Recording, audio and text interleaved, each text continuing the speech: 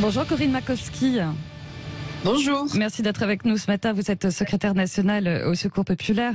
Alors on le sait, comme chaque été, le Secours populaire organise des journées évasion. On va en parler pour les oubliés entre guillemets des vacances. Il faut rappeler qu'un enfant sur 3 ne part pas en vacances.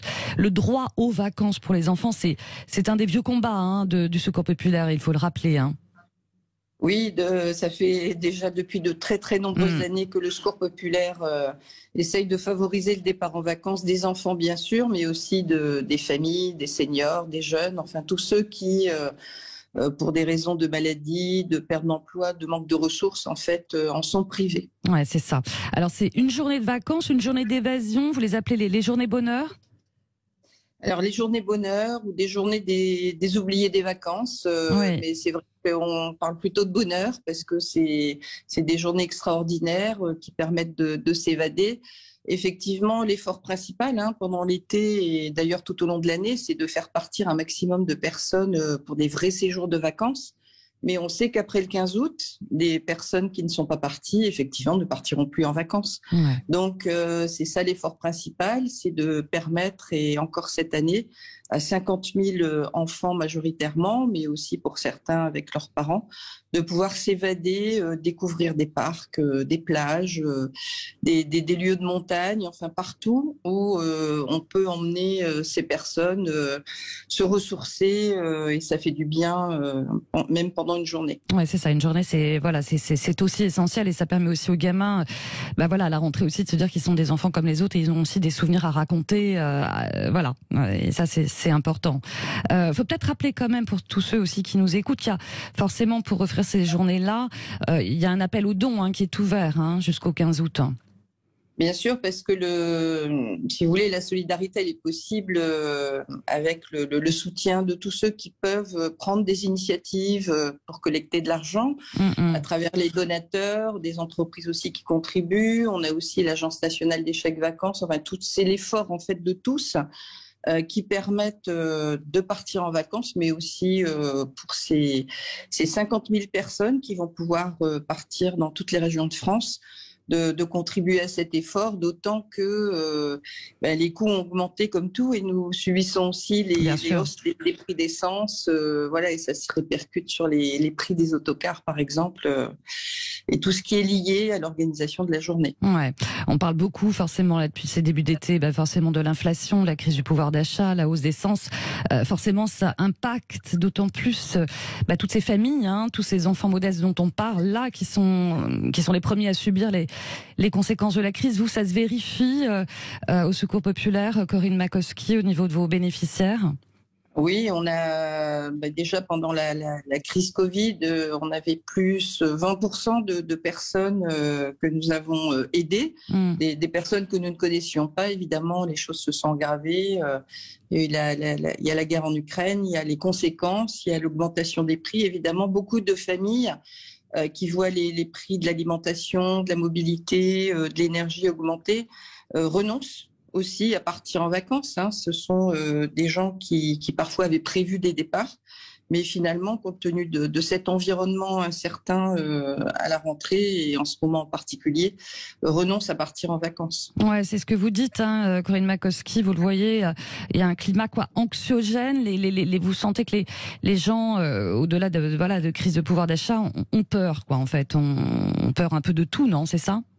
Oui, tout à fait. Il y a une grande incertitude par rapport à l'avenir, ce qui va se passer. Oui, c'est un environnement, comme vous le dites, anxiogène. Et on sait aussi qu'il y a beaucoup de personnes qui, malheureusement, ne disent pas qu'elles vont mal.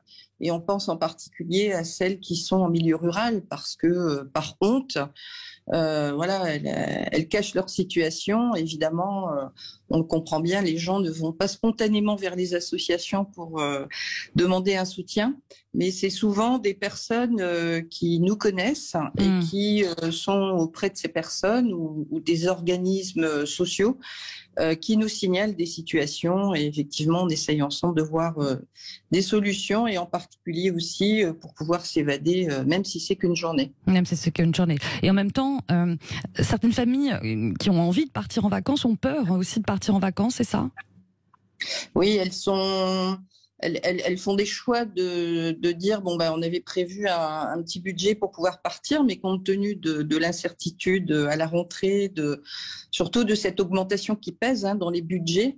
Du coup, c'est de se dire on verra plus tard, mais on va préserver ce qu'on avait mis de côté pour essayer de faire face à des factures qui risquent d'augmenter à la rentrée. Ouais, vous sentez déjà des inquiétudes par rapport à, là on est à un mois de la rentrée scolaire avec forcément toutes les dépenses, des fournitures scolaires, etc. qui pèsent dans les budgets. Oui, puis je pense que là, vous le relayez bien, c'est aussi le poids que pèse le coût de l'essence dans le déplacement des personnes, y compris pour aller au travail journalier. Oui, bien sûr. Si l'inflation se poursuit, est-ce que vous redoutez aussi de voir arriver des étudiants aussi dès septembre ? Les étudiants, oui, il y a déjà en ce moment, ils ne sont pas en études, mais en tout cas, pour beaucoup, ils n'ont pas forcément, ils sont aussi un peu isolés. Et donc, oui, il y a des coûts aussi de la rentrée étudiante, des équipements, de se trouver un logement. Il y a ceux, bien sûr, qui ont des soutiens par les bourses, mais comme d'autres catégories de personnes, il y a tous ceux qui sortent des radars sociaux et qui sont un petit peu au-dessus des seuils pour obtenir des soutiens et qu'il faut aussi aider et qui sont dans la précarité. Encore une fois, Corinne Makowski, cet été, pas de repos de guerrier, j'ai envie de dire, pour les bénévoles du Secours populaire. Vous appelez à ce qu'on renfloue un petit peu vos rangs ou pas ? Vous appelez aux bénévoles aussi, pour ceux qui ont un petit peu de temps ou pas ?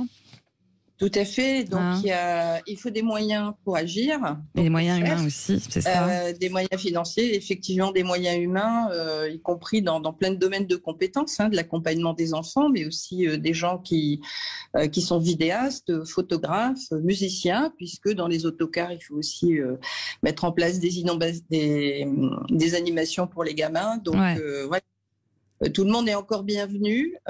Il reste plus beaucoup de temps, mais en tout cas, on appelle aussi largement à tous ceux qui peuvent contribuer d'une manière ou d'une autre à rejoindre le Secours populaire français, dans les comités locaux d'ailleurs, comme dans les fédérations départementales, puisque nous sommes organisés sur tout le territoire français. Voilà, l'appel en tout cas est lancé, bien entendu. Effectivement, moi je recommande à nos auditeurs votre site, secourspopulaire.fr, effectivement national et côté local.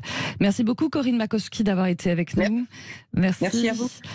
Bon week-end à vous. Je rappelle que vous êtes secrétaire nationale au Secours populaire.